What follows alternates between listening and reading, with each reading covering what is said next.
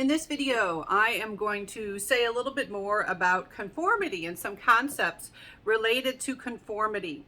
Now, one of these are, one issue is that as human beings, we have this strong tendency to conform. We have this tendency to affiliate with particular groups, and we tend to form norms, social norms within our groups.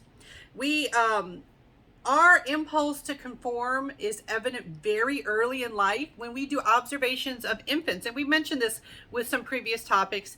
Infants will imitate very early.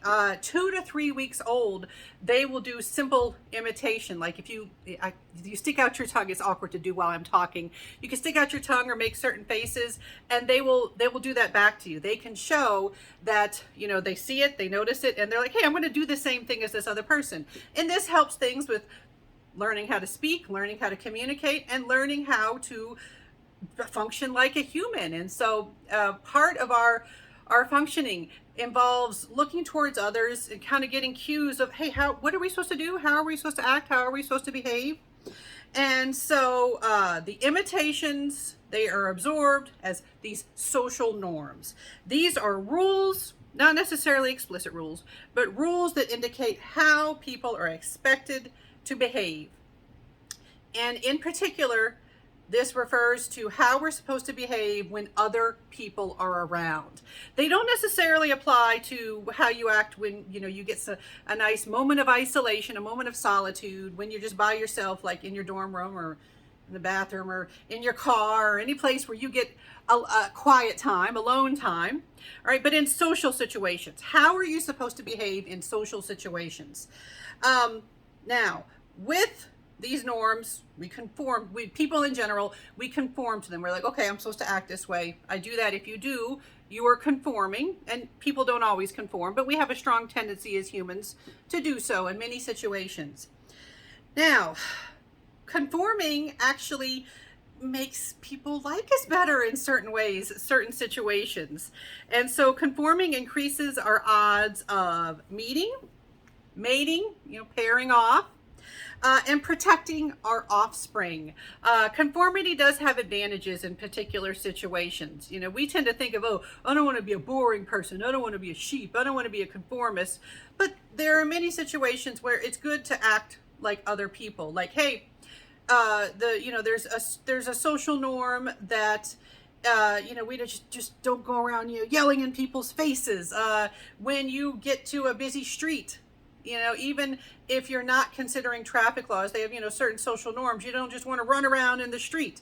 Those are things that help us safe, help us keep other people safe. Not all social norms are created to make you a boring person, because some people tend to focus on that. So if you don't meet social norms, it can decrease your group acceptance. So if there's one member of a group, a community, a family, a work community, a neighborhood, that one person that does things their own way, it can lead to them being rejected by the group.